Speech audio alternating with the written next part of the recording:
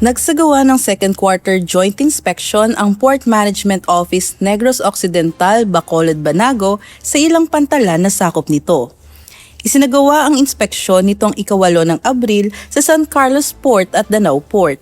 Masusing sinuri ang kasalukuyang kondisyon ng mga infrastruktura, proyekto at mga pasilidad ng pantalan upang matiyak na nananatiling maayos ang mga ito matapos ang Oplan Semana Santa.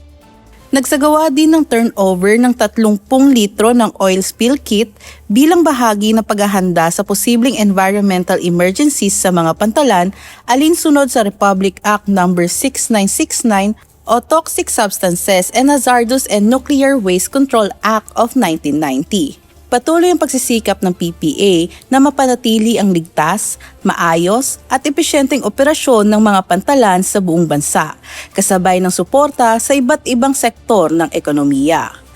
Ani Morales para sa PPA TV.